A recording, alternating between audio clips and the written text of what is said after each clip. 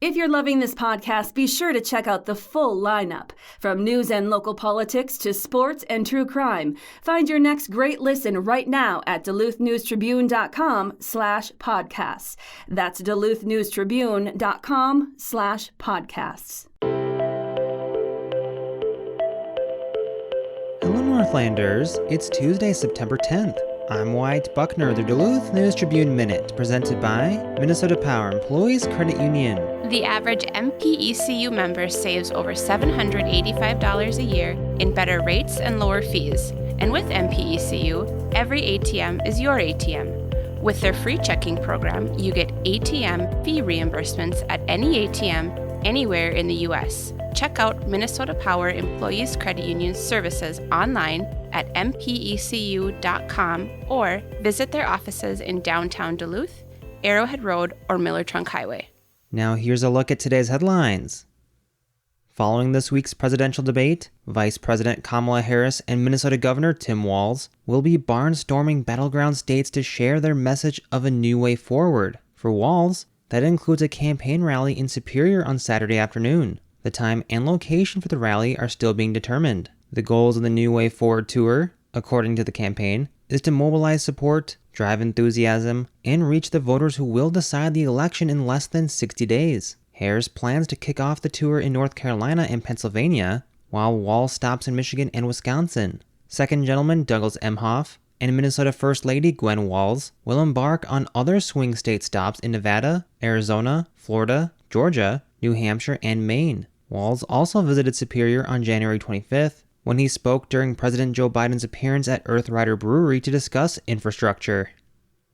A school bus driver was seen leaving a bar around midnight and later lied to sheriff's deputies who tried to prevent him from running his route the next morning, according to charges. Anthony Stephen Israelson reportedly had 18 students from Southridge School on his bus when he was stopped and arrested Wednesday morning, September 4th. Israelson, 44 of Culver, has been charged with 2 gross misdemeanor counts of driving while impaired. He was released from custody last week but has been summoned to appear in State District Court on October 21st. According to the criminal complaint, deputies were provided with his route and stop information, finding the bus as it turned onto Seville Road from State Highway 33. A deputy reported seeing the bus drive over the center line through the curve and continue to travel on the double yellow marker. The deputy then initiated a stop near Independence and Seville Roads just before 7:30 a.m. Israelson, who allegedly smelled of alcohol and had a cut above his eye, was asked to step off the bus. A preliminary breath test placed his alcohol content at 0.161, according to the complaint. That's more than double the legal limit for a standard vehicle, but Minnesota law prohibits school bus drivers from having any alcohol in their system while transporting children under 16. Authorities said the students on board ranged from kindergarten to 10th grade. Arrangements were made for another driver to take over. No injuries were reported. In a statement, Israelson allegedly admitted to having an, quote, unknown number of beers, end quote, at his home before going to the Brookston bar. He claimed he got to the business around 8 p.m., had 2 additional beers, and left around 10 p.m. Court records indicate Israelson was convicted of impaired driving in 2005, but otherwise has only a few traffic offenses on his record.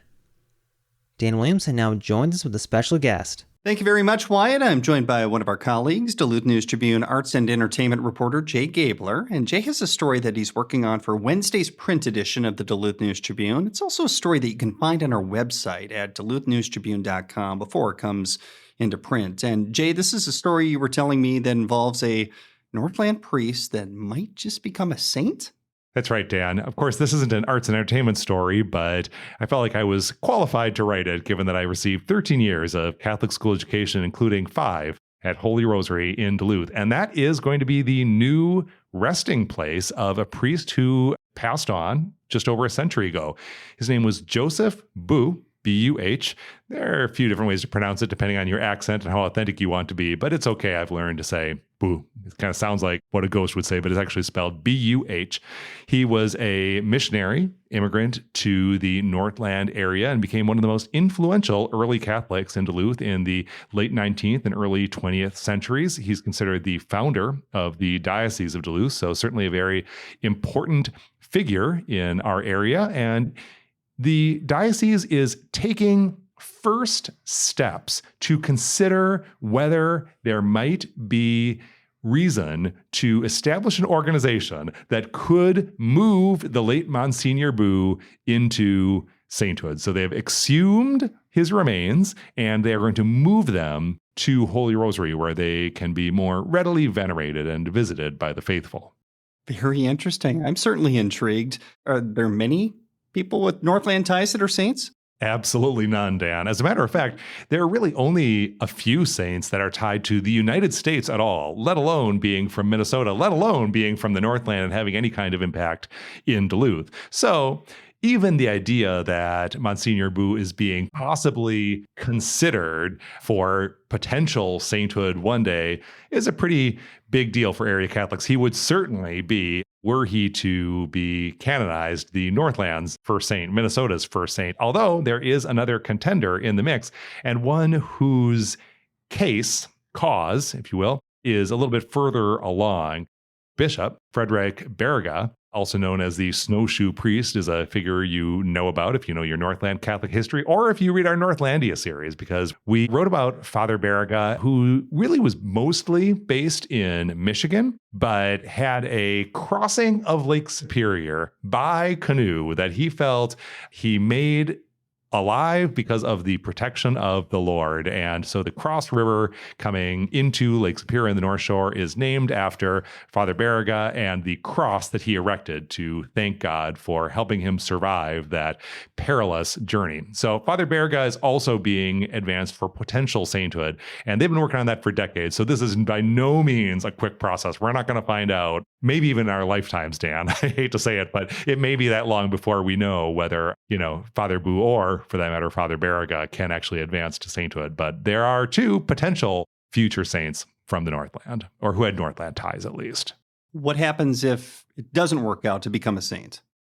Well, I think what is important to the people I talked with is that in their view, Monsignor Boo was a notable person, very important in the history of this region, who has long been appreciated, respected, even prayed to by area Catholics. And so merely taking the step of moving his remains to Holy Rosary, it being that church, because that's the cathedral of the Diocese of Duluth, so sort of the central place you would put something important or someone important, in this case his remains, just taking that step is a big deal. No one else in the Duluth area has received that kind of treatment. So that really speaks to the importance of Monsignor Boo to area Catholics, and that is going to be an enduring tribute to his memory and will be a meaningful site, adding meaning to what is already a meaningful cathedral for area Catholics. And that will remain regardless of whether the diocese moves forward with a bid to potentially advance Monsignor Boo for sainthood. Wow, great stuff as always, Jay. Thank you so much for your time. Thanks, Dan. And you can read this interesting article in Wednesday's print edition of the Duluth News Tribune, as well as online prior at DuluthNewsTribune.com. Wyatt, back to you. Thanks, Dan. Now here's a look at your forecast, brought to the News Tribune's Northlandia podcast. Duluth area forecast for today, generally sunny with a high in the mid-70s, southeast winds around 5 to 15 miles an hour. Partly cloudy tonight with temps dropping down into the mid-50s or so. Sunny and a touch warmer tomorrow, temps in the upper 70s, perhaps near 80 away from the lake. Southeast winds again around 5 to 15. Friday will continue the pleasant weather with a mostly sunny day and a high temperature in the upper 70s. I'm Storm Tracker meteorologist John Wheeler. Thank you to the Northlandia podcast for their support. The bi-weekly podcast explores curious and unique stories here in the Northland. The latest episode discusses how Gilbert community members posted photos of new lawn decorations that were provided by a mysterious gnome lady. You can find all the episodes of Northlandia at DuluthNewsTribune.com or wherever you also get this podcast. Reporting for today's episode was done by Shelley Nelson, Tom Olson, and Jay Gabler. Thank you for listening to Duluth News Tribune Minute. Have a great day, and we'll see you back here tomorrow.